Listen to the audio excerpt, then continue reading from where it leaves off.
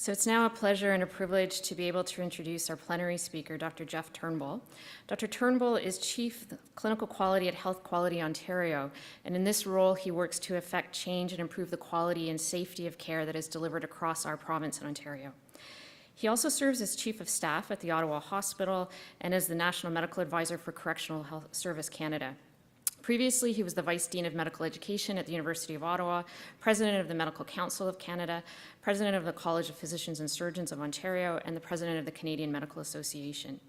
He's been the recipient of many awards, both at the national and the international levels, including he's received the Order of Canada. One of the things that he's most known for is that in 2001, he helped establish Ottawa Intercity Health, which works to improve the health and access to health care for people who are chronically homeless. He remains committed as a medical educator with special interests in poverty and health inequity and associated health policy. And I think that many of us in Canada really look on him as an outstanding role model. He's a tremendous general internist who provides excellent patient care, is a terrific teacher, and he's a health advocate for our vulnerable populations. So please join me in welcoming Dr. Turnbull.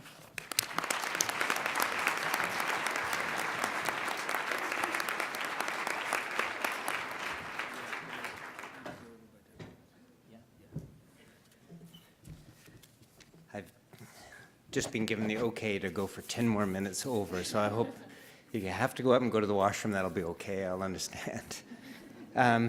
So thank you very much for having me. I really appreciate the honor of being able to speak to you today and being amongst so many respected colleagues. What I thought I would try and do is talk to you as, if I had a clicker, but I'll see if this works. Talk to you about, at a very high level, some aspects about our healthcare system and talk about the transformation agenda that we're involved in Canada, but also I suspect is not that different in the United States, nor is it internationally. At the same time, then, I thought I would try and tell you about some of the important opportunities and expectations, I think, of general internists in achieving that transformation agenda. And then finally, talk about one important area where I think we are exceptionally well positioned to make a contribution, and that is in the area of health inequity. And frankly, all of the presentations earlier, all of the talks that I've heard so far, focus on the issue of health inequity. And obviously, we're all playing an essential role, and I think we have opportunities for more. So that's what I wanted to do. So the first little bit is very, very quickly, we've heard our healthcare system is not sustainable. And I think it is not, I would agree with that. I don't think it's not sustainable. The reason why people say that is that our growth had been at a rate of 7.5% in Canada annually, well in excess of our revenues. We spend $215 billion annually on healthcare. That's 11% of our GDP. And our American colleagues may say, well, that's nothing. However, some of our European colleagues would say that's an awful lot. That's about $6,000 per capita in Canada in healthcare. And if you happen to be over the age of 80, that's about $21,000. So that's a lot of money. That puts us around 7th of the OECD countries in terms of expenditures. But the problem why it's not sustainable is the fact that we don't get very good value for that money. So if you look at all of our international indicators from the Commonwealth Fund and from other OECD initiatives, we rank about middle to the lower 1/3. That's why it's not sustainable. We have reasonable access in terms of many different things. We provide reasonable care in an acute care sector, but we have a very poor chronic disease management sector. We have poor challenges in terms of access. And in certain areas, patient safety, when you compare us internationally. So if we were spending that amount of money, I would expect better outcomes. And that's, I think, why our discussion is that this is not sustainable. We're going to have to fix our healthcare system, and we're going to have to do that in the context of an aging population. We've heard about that even today. Remember I said it was growing at around 7.5%? That's only 1% of the growth, though. The prominence of chronic diseases, who could be better positioned than this audience and knows more about the impact of chronic diseases? Interestingly, utilization, I said the growth of the aging population, 1%. Age-adjusted in Canada, utilization, just more tests, more drugs, same population, about 2%, twice the impact of an aging population. And I would have to say I'm not convinced that my population that I see is any healthier because they're on 20 different medications on an 80-year-old, or how many 90-year-olds at this time do I have in my intensive care unit. I'm not too sure if we're really getting our population that much healthier with a 2% growth annually on utilization. More drugs, more diagnostics. We're going to do it in our context, in the setting of classic federalism, where our federal government doesn't think that this is their responsibility. They're going to turn that to the provinces. But what I'm going to talk to you about mostly is the context of rising social inequity. And you might say, why am I worried about social inequity? Because it has this enormous impact on the quality of care that we provide and the quality of the health indicators of our population. I'm not going to spend any time on this other than to say that in Canada, I think, like in the United States, we've had over a decade-long conversation of what our healthcare system should look like. And I think there's consensus about that. What I would like to point out, however, is we haven't figured out how to get there. Our challenge is not what we want to, where we want to get to, it's how we get there. But I wanted to point out what population, what group of professionals and clinicians would be better positioned to lead this initiative than the general internist. Patient-centered is part of your ethos. Chronic disease management, something we do every day. Team-based care, topic of this meeting today. We develop evidence, as you've heard today. We've developed clinical practice guidelines. And we're front and center as choosing wisely and other initiatives about effectiveness of care. And as you've heard, we're also prominent in the issue of health equity. So what is it about health equity and why would this be important for us? And then I'm going to give you a real-world example of how we could really influence outcomes for vulnerable populations. Social inequity is growing in Canada as it is in the rest of the world. The difference between the wealthy population and the poor is growing. So in Canada, we don't have an absolute difference as great as you do in the United States, but our rate of growth is faster. So we're catching up. And so the challenge with that would be, well, if we have greater proportion of poor and our poor are that much more poorer, at least we're investing more into social services. But in fact, what we're doing to balance our books is we're withdrawing social services. So we have an increasing group of people who need more resources, need more support, and we're actually depriving them from that. So we have growing social inequity, and the consequences of that are increasing health inequity. And I'm going to describe that in a minute. So what is the impact on the health of those populations that we have to serve and that are part of our communities? Generally poorer health than other citizens. That's very, very clear.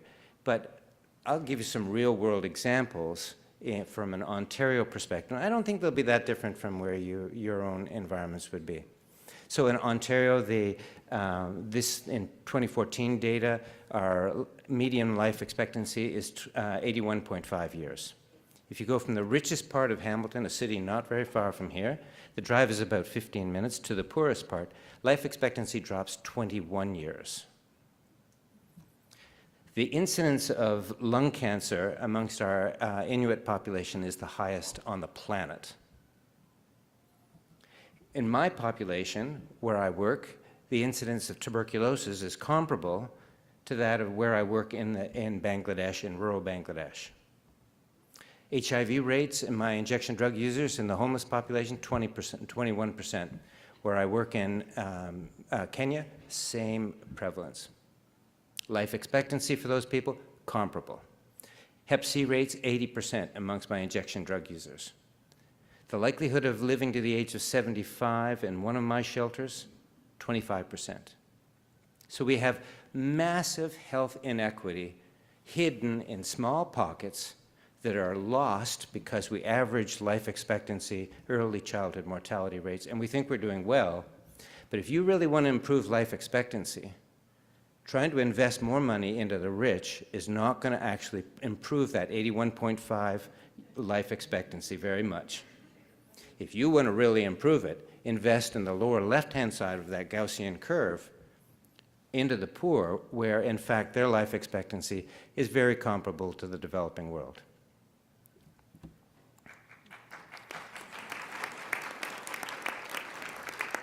So you could say that's a good thing. We should be doing that anyways. But I think we can't afford not to do this.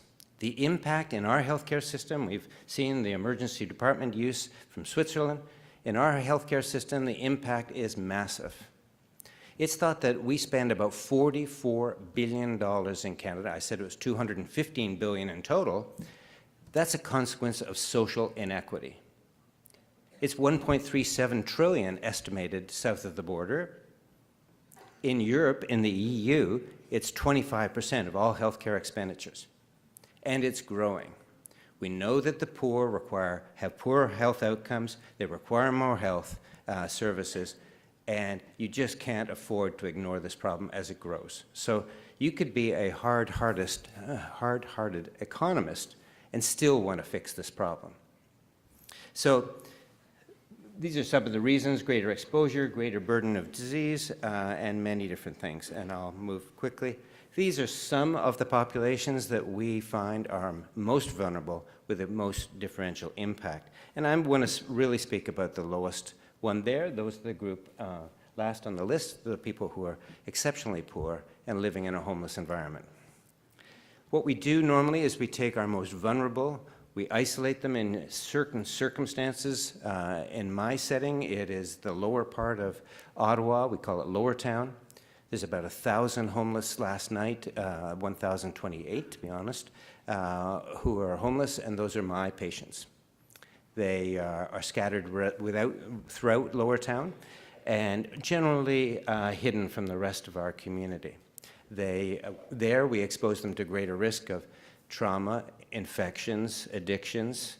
Those people have mental health challenges, etc., and they live in a circumstance of crisis, the day-to-day.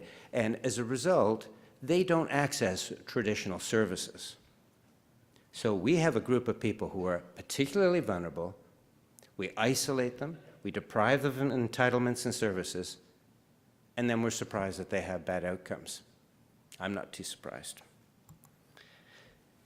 We also know that they use an awful lot of those resources, so we have initiatives to target the 5%. These are the 5% of people who use 40 to 60% of our healthcare resources. And yes, these people have mental health challenges, addictions. These are the people with, as we've heard, these are the people who have chronic palliative conditions. They might also be people with chronic disease management challenge and multiple chronic diseases. But these people that we know live in a circumstance, as I said, a crisis.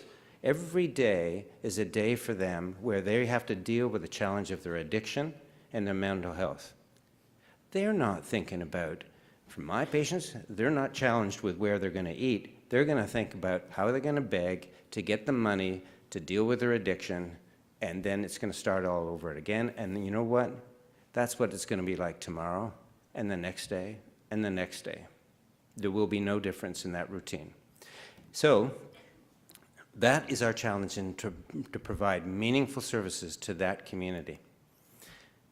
Just to give you a rough idea, 15 years ago, I started working in the shelters. The shelter environment was the domain of the adult male alcoholic. That has grown dramatically. We have men, women, families. We have children growing up in adult male shelters. We have youth. We have crack cocaine. We have heroin. We have all sorts of challenges. These people are deprived of usual access to services, entitlements that any other Canadian would expect. And what I wanted to do in the last few minutes that I have is say, what was our responsibility as a series of providers, as general internists, where we have unique skills that we can do this? Our responsibility was to actually develop service systems that actually serve that population on their terms. Not on our terms, on their terms. So we felt that as general internists, we were ideally positioned to actually make this contribution. We started small, but we have grown, unfortunately, very large. We're about the size of a medium to moderate size hospital now. All those services are provided in shelters, hospital-based services, primary care, secondary care, and to some extent tertiary care provided in the shelters of Ottawa. One of my patients was into the emergency department 191 times in the 6 months before coming into our program. That's a full-time job to do that. Since coming into the program, he would not go back to the emergency department, would not go to the hospital. Our people, we give IVs, oxygen, diagnostics. We provide the services that you would otherwise see, and I would otherwise provide for my community in my hospital. But it's on their terms. And you can see there we have a palliative care program. TED, I'm going to explain very briefly. We have a managed alcohol program where we give alcohol to alcoholics. Crazy, you might think. But what it does, actually, it's about when we give them 1 drink an hour, starting at 8 in the morning and finishing at around 9 at night. You'd say, wow, that's kind of a lot of booze. But that's about 1/9 of what they're drinking on the street. They become stabilized. We treat their physical illnesses, their mental illnesses. Then we start working on their addiction. We connect them to their family. And then they start to say things like, I want a dog. I want to cook for myself. I want my own apartment. So then we've had to buy, you'll see the Oaks. We bought an apartment building for them where they live in a more supportive housing environment. We now have 3 apartment buildings. One with the John Howard Society, one for women, and one, the Oaks, I've told you about. We have step down, step up units for men, women, for hospitals. We find people out in the street. We find them under bridges and fields. We have 260 people as of yesterday. I examined somebody as best I could on Bank Street and Rideau who actually had an abscess, a shooter's abscess. So we have an army of personal support workers. We have an army of nurses, nurse practitioners, and myself and a few other people who have a special interest in addictions medicine, psychiatry, and general internal medicine. So I'm just going to tell you that in doing this, when you try and provide the right care, the right place at the right time, and move out from a hospital environment where we feel most comfortable, you can actually have enormous improvement in outcomes and engage a very vulnerable population. So this is just a montage of different sites. That's the middle one on the top is the Oaks I told you about. This is post-time upper left. You can set your clock to it. The guys, none of them have clocks, don't even know what time it is, but every hour they're going to be there within about 30 seconds. We provide integrated case management. We've heard about that. We've identified high users. We provide integrated case management on their goals, and we listen to them specifically. We have new teams, new partners. I spend more time with police officers, housing people. I spend a little bit of time prescribing medications for tuberculosis, HIV, and Hep C, a lot more time talking about community treatment orders and mental health court challenges. We have found a whole cadre, a whole group of people with lived experience and peer outreach work. We're fantastic people. So I've come to know a whole new group of providers that have been exceptionally useful in trying to address all those social determinants. We tried to stabilize their sources of inequity, and we've set their goals, not our goals, their goals. And I'm just going to move ahead. I just wanted to tell you a little bit of the last moment about TED, and then I'm going to tell you briefly about some of the outcomes. TED is targeted engagement and diversion, and we just heard about all the people coming to the emergency department and those individuals, what they look like. So the police came to us, and the ambulance services came to us, and the hospital came to us and said, you know, we have a group of people who are utilizing our resources ineffectively. They're there all the time, they sober up, then they just leave and tie up ambulances, emerge services. It's a constant stream. We thought there would be probably about 150 of those people, so we said, fine, we'll identify them. We had got everybody's list together, the same kind of people. In fact, they were the same people. We identified them, and we went out to find them. We were already in the shelters. And we said, all right, we think that we can serve them better, and perhaps we can divert those people from the judicial system and the emergency crisis emerge system, bring them to us. We'll have a center where we'll have 24-hour nursing and a detox sobering center. And in the morning, we'll get them into a managed alcohol program, a detox program, into psychiatric treatment, into physical treatment, and in a housed environment. And we'll do that as soon as they sober up. We started off and we said, that would be great if we did that for 150 people. In our first year, we had 850 diversions. Our second year was 5,320, so it just exploded. And we now have 50 beds every night of people detoxing, sobering up, and this is like Grand Central Station. This is O'Hare, and you have to be air traffic control, trying to figure out who's coming and going. But the net result of that is very few people went back to the police, and very few people went back to the emergency department. And we saved about $1.7 million in doing that. And we put about 3 or 4 ambulances back on the streets in Ottawa for you and I, for more meaningful encounters. And our cost was about $300. So I'm going to stop in a second because I know we have to bring this to a conclusion. But just to say that I said something about outcomes. When you engage this community, several things happen. One is I was exceptionally enriched, and I found that some of my best colleagues are homeless. You can see what kind of a loser I am, but I really enjoy my time with them. If I'm having a bad day as chief of staff, my secretary says, go back to the shelters, play some euchre. You're going to lose at euchre, but, and she knows that that's the better part of my day. And we've had artists, we have weddings, funerals, they cook for me, they come to my farm and they cut Christmas trees. These are inveterate street involved youth or adults, and they've become part of our community.